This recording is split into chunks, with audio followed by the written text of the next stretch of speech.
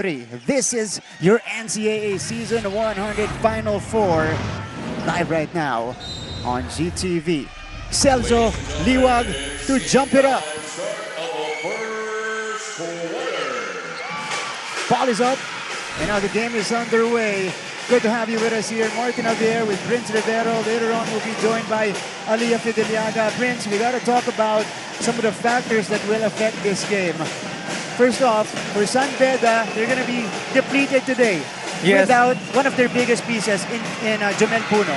Yes, malaking bagay si Jomel Puno para dito sa San Beda, especially yung presence lang niya defensively doon sa loob kasi nagbabago talaga yung mga tira ng opensa ng kabilang team pag nakikita nila siya sa sobrang athletic niya. That's a good start for Benilde. Allen Liwag nailing the short stab on a second serving, so he opened to scoring in this game. And there's Jomel Puno. He sustained an ankle injury in their last game in the eliminations against San Sebastian. Unable to return and get back into the action despite the week-long break that we just had, Prince. Yes, Martin. And again, malaki kasi yung contribution na pwedeng ibigay ni Jomel Puno dito in terms of offense and defense. But especially on offense kasi pag wala silang makuha na basket, kinukuha niya yung bola, tinatry niyang i-set up yung teammates niya if hindi siya yung na-open. At ito pa namang San Beda Red Lions, kailangan nila ng panapat dito kay Allen Liwag. Here's a Liwag with a face-up jumper. Too strong that time. Rebound ending up with Justin Sanchez. Martin, I like what I'm seeing with the Benilde Blazers. They're starting this game really, really strong. Looking for Allen Liwag right away. Pinapainit na nila si Allen ng ganito kaaga para sumikip yung depensa ng Beda ngayon sa loob para makakuha sila ng open shots galing sa labas. And this Benilde team, they thrive inside. Yes. You know, they're one of the best in scoring in the paint. And they're also not so bad in three-point shooting. Especially kapag uminit yung mga guards nila at mag-step up tulad nila Anceta. And here's Justin Sanchez scoring that one off the glass. Bato muna natin sa ating courtside reporter. Nandito ang ating unang report mula kay Aliyah Fideliaga. Aliyah, go ahead. Animo or have courage today. That same cheer will be heard from opposite sides of the arena. And as we enter the semifinals, the question is, how do the coaches want their respective teams to embody the Animo spirit? For Coach Charles Stewart, he wants the Benilde Blazers to treat this game as a do-or-die match, give their best, and honor the Lord.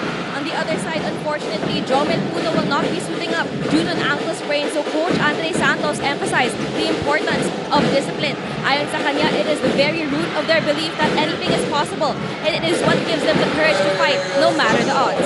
Animo Benilde o Animo San Beda? Tingnan natin kung alin ang magwawagi. Back to you, Martin and Prince. Aliyah, maraming salamat. Great report. It is the battle of the Animo teams here at the NCAA. But you saw the game plan, especially for San Beda, as Jomel Anceta scores inside. It is a 6-2 lead for the Blazers. So far, Martin, ang nakikita natin sa Benilde Blazers is ina-atake talaga nila yung paint. Making them pay na wala si Bismarck Lina sa loob and making sure na na-maximize nila yung mga pwede nilang makuhang offense ngayon. And for the Red Lions, it is vital for them to make their three-point shots. They turn it over. Enot is on the move. Enot is gone! And that triggers the first time out of the game, courtesy of Coach Yuri Escueta.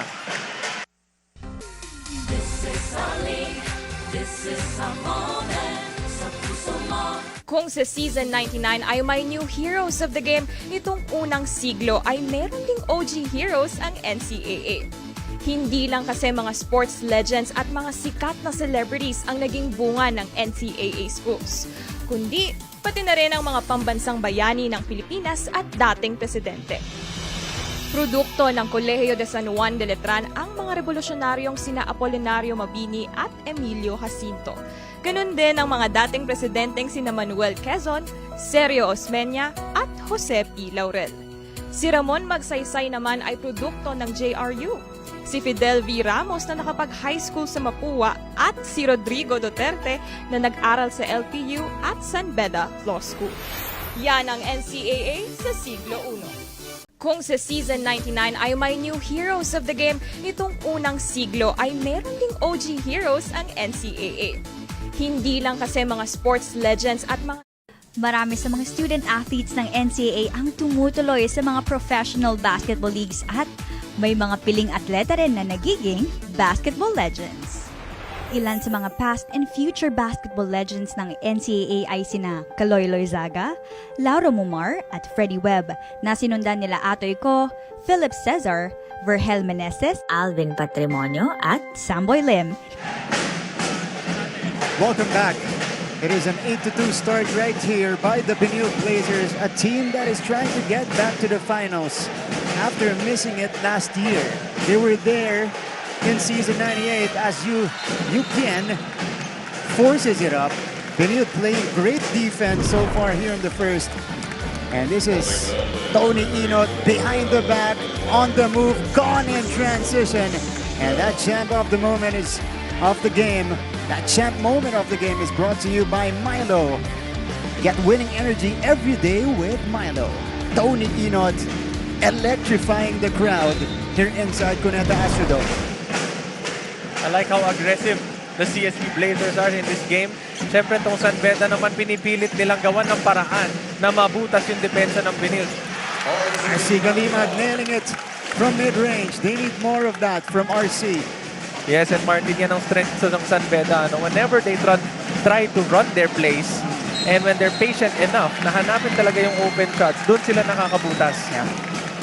And San Beda forces the turnover. That's going to be an offensive foul on the screen provided by Justin Sanchez. But here's RC Galimag knocking down that right elbow shot.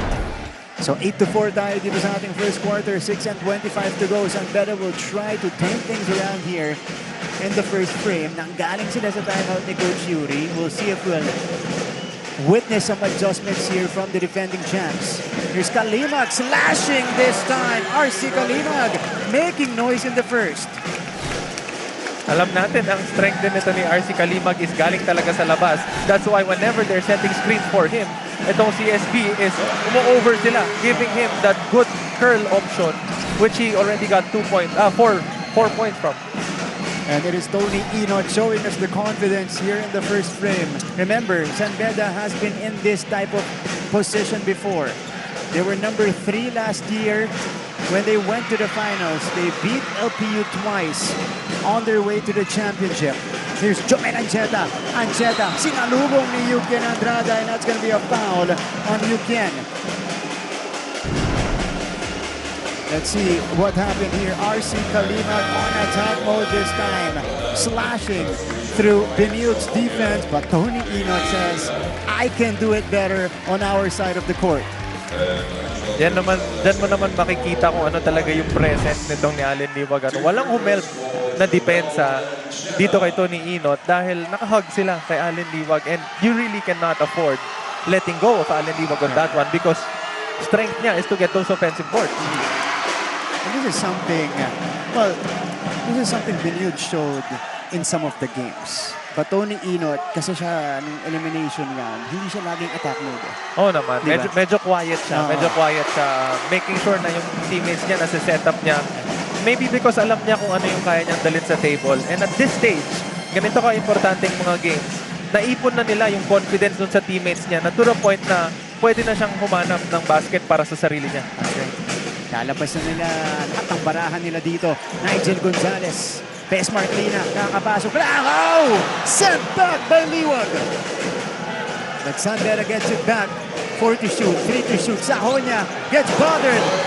But the high arcing shot drops in for Sahonia. Here's Ancheta. Inside pass. Liwag with an easy deuce. Beautiful, beautiful two-man game. That was an empty corner ball screen setup. Galing kay Ancheta, looking for Allen Liwag. Again, binanggit ko kanina na hindi mo pwede talagang humelp. Efang bantay mo si Allen Liwag, and they make sure na they maximize that. Jomen Ancheta showing us the composure in his first Final Four in the NCAA. Nigel Gonzalez sending it out. Brian Sahonia from straight away. Missed everything but the net.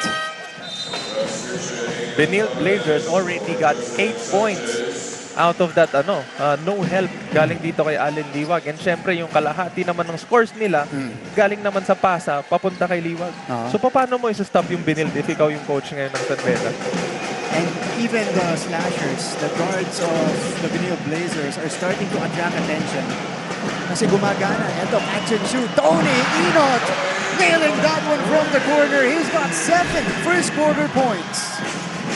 Yan yung mga klase ng plays na dapat maiwasan nito San Beda kung gusto nila magstay dito sa laro na to. Masyado nilang pinatataas yung energy ng Benilde Blazers. Largest lead for Benilde. Here in the opening minutes, Nigel Gonzalez misfires. And here come the Blazers. Ancheta, Jomel will be fouled. All right, let's check out this play. This is Jomel Ancheta with a drop-off to Allen Liwag inside, and that amazing play from Jomel Ancheta. And Allen Liwag is definitely our McDonald's play of the game, brought to you by the new and better McCafe Iced Coffee, Boulder Brew, Creamier Blend, McDonald's. Love ko to. Timeout on the floor. It is a 9-point advantage for the Blazers here in the first.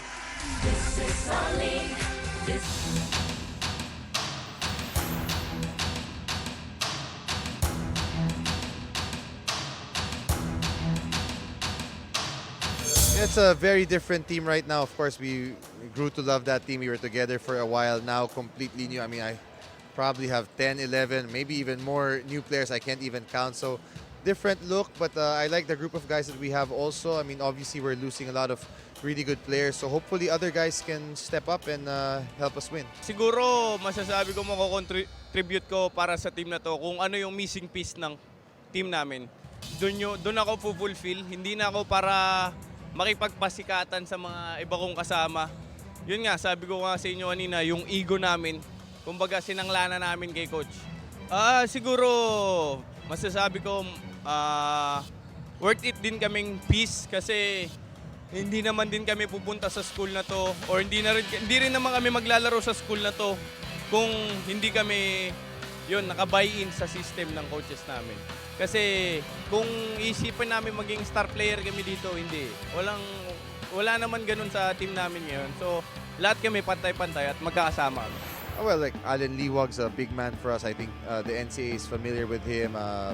Inot, Sanchez, Gab Cometa. I mean, those guys they're familiar with. They played. I mean, give us a lot of toughness, a lot of scoring.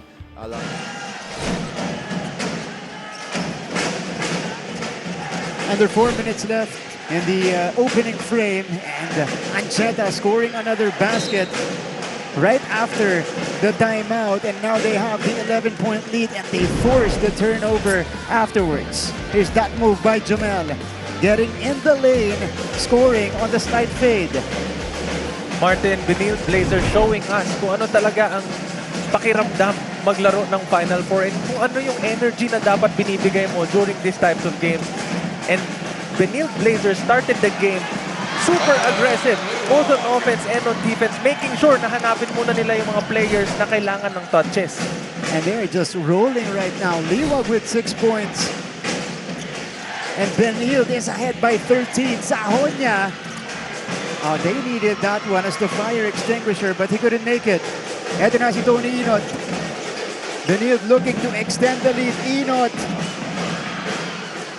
Here's Mark Sango bringing it out. A lot of time to work with here for Ancheta. Stops on a dime, turns, fires, and hits. Jomel Ancheta with a showcase in the first. Jomel Ancheta making sure he gets to his spot. Again, if we're gonna rewind a while ago, Jomel Ancheta made the same play. And making sure na he get to his spot, converting those 2-point shots. 8 puntos para dito kay Jomel Ancheta. Brian Sahonia scores on the lay-in. But if this is going to be the pace that we'll be playing all throughout the game, it really favors Benilde because they are the highest scoring team in the league. And them being able to get those touches underneath is a very, very big factor for them. That's right. Brian Sahonia, it's a 2-on-2. Sahonia taking it to the body of Sanko, and he's going to be called for the offensive foul. Look at this. Tony Inot this time setting up Liwag for the 2 points, and Jomel Ancheta in trouble. Not anymore after the turn. And he's been making his jumpers today. Malaking bagay para dito sa Benil Blazers na na-open talaga yung lanes nila dahil kay Allen Liwag. And syempre, minamaximize yan ni Tony Inot and ni Ancheta dun sa mga drive na meron sila na nakukuha. Ganun lang yung mga play dito ng Benil sa first quarter, but it's been so effective. San Beda hasn't had answers for Liwag, Inot, and Ancheta. And Liwag continues to feast. 25-10 for Benilde. Royo sends it out. Eman Tagle now in the ball game. One of the best three-point shooters that we have in the league. This time, he takes it straight to the cup. Ngayon mo mamimiss yung presence ng isang Jomel Puno kasi, again, isa siya sa mga athletic players nitong San Beda na kayang pumarada doon sa ilalim para baguhin yung mga tira ng mga guards ng kalaban na susubok lumayap sa kanila. As early as the first quarter, ramdam na natin yung impact ng absence nito ni Jomel Puno. Menard Sungkuya is gonna be the other big now for the Red Lions. Bismarck Lina, tinatao itong si Liwag. Antonio Sebio! Nope. Rebound goes to Bismarck Lina. And here comes AJ Royo. Let's see if San Beda can chip away here in the final minute of the first. Royo sends it out. Tagle for a three. Too strong that time. And battle for the rebound between Songkuya and Eusebio ends up with a foul for Antonio Eusebio. Ito muna yung galaw ni Adam Liwag. And this is why you activate him right away. Kita mo yung kumpiyansa ng Liwag against the bigs of San Beda, but it was countered by Eman Tagle right here. Martin, kitang-kita mo yung spacing, yung difference ng spacing ng Benil Blazers dito sa San Beda. Whenever itong Benil Blazers ang nagtatakbo ng two-man game, binibigay talaga nila yung empty corner para matanggal yung help side papunta kay Allen Liwag. Ngayon, ang San Beda naman, ginagamit nila yung ball screen sa one side na merong big sa ilalim. Tendency is, medyo masikip para sa kanila and they're gonna have a hard time looking for that roller or yung tao na nasa dead spot. But in the last sequences, they've been getting points from the penetration of the guards. Ito na si AJ Royo. AJ scored the reverse earlier. Final shot time for the Red Lions. And that's going to be a foul on Ian Torres. Benil not yet in the penalty. Next one will put them in the bonus. Here's the sneak in. And then di pala ito. Ito yung foul ni Ian Torres. AJ Royo putting Torres on his backside that time. 9 seconds to go in the first. Royo, shovel pass to Tagle. Tagle, step back, jumper. No. Rebound for Songkuya. Pero naubusan ng oras ang San Beda dito. After the first 10 minutes of action, it is outright domination by the Blazers so far. 25-14 when we return second quarter of this Final Four matchup.